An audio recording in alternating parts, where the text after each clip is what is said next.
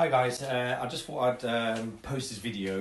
I've just had a mentoring session with one of my mentees on the title split project that we're working on together, and I wanted to basically share this kind of flow diagram, I guess, of some of the components of a title splitting project. So A, you get to learn about it, and B, you also see some of the thought process that I teach on my mentoring program as well. On again, like I said, with title splitting, there's a lot to consider. So hopefully, by working for this, it will give you a bit more of a better insight if that's one of the considerations you're looking for. So in terms of title split, so as I called it here, I was talking to you this morning. So title splitting deal assessment. So some of the key considerations that we go through during the mentoring program. First, we start with the simple basic aspect of doing a title split here. Basically, you want to take a big block of a building, ideally already split into flats, but still on a freehold. And the idea, you want to create more value by breaking them down and creating individual units on paper, because they're physically already individual units. And by doing that, you are creating more value by having single units worth more than the total added together. So to do that, some of the key considerations are, the obvious one is the purchase price. So the first thing you do is you're looking at how much is the actual block selling for. A lot of the times people just value their block based on, let's say there's 4 units in there, 4 flats in there. They will look at a 1-bedroom flat in the local area. If there's 100 grand, they say I've got 4, so the value of the block is 400.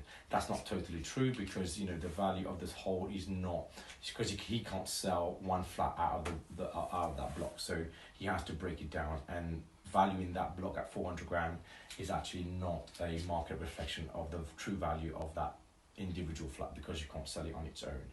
So if he's selling at 400 grand and 400 grand, the average unit price is 100,000, that's not a good value. So that's why the price that you pay to begin with determines if it's a good project for you to get engaged with. If it's not, then you move on. So the way I teach it is basically look at the purchase price, work out the rough unit price per flat in that area. Then you go to, if you have to look at the block price divided by the number of units, that will give you what each unit on average is costing you based on that purchase price. That then also determines in future the stamp duty and the stamp duty relief that you can get by using multiple dwelling relief. Some stuff that we can talk about another time. But the idea is, for example, if you've got a block of 10 flats, you want to take 10 flats, and the value it's a million. One more 0 divided by 10. So you're looking at each unit right now is costing you 100,000 for each flat. So if already you look around and you think the market is already at 100,000 or even 90,000, so that means that is already too high. So that might mean this price is too high for you to go for.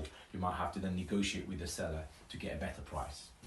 So first and the most most important one is how much are you buying it and how much are you paying for this block. The second, or the other considerations, there's 7 of them. The second consideration is around the refurb cost. I won't go too much into that, but it is what it is. How much are you going to be spending on each of the units, the communal areas, and any other repairs, fire alarms, etc., etc. How much would you be doing and spending to get that block or the units in the block to a certain standard that actually is going to add value to the flat itself, so that when a surveyor comes out, they can see that it's worth what you think it's worth, or what you say the market will pay for it.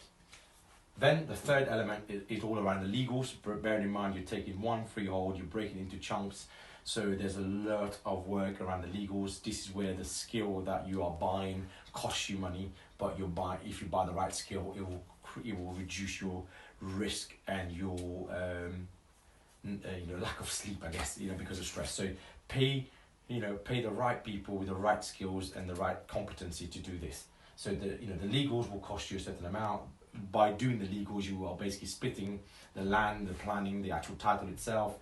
The person will need to create a freehold, the leases, work with you to look at your company group structure, who's going to own what, because you're not allowed to own leases in the same block.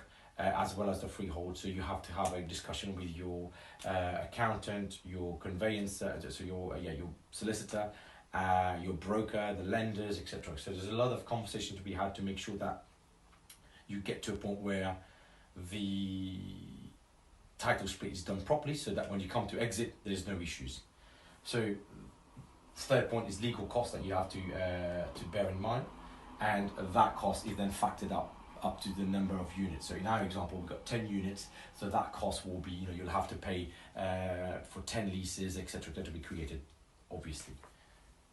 Fourth one that we talked about this morning is around refinancing costs. So here I was trying to get across to the gentleman around the cost that is involved when you come to then refinancing the block on an individual basis. So you've got survey valuation costs, conveyancing costs, broker fees, and then you're doing conveyancing for two companies almost. You're paying for the lender, but also you have to do it for your company as well, because you are in that group structure. So it's a bit more complex, and that cost is then factored up by the number of units as well. Fifth consideration is the cost of capital. To me, that's a really big thing. If you are buying it cash, it's one of the cheapest ways of doing it. But I take the point that not everybody's got cash, 400-500 grand, £1 million in this example, that's lying around to invest.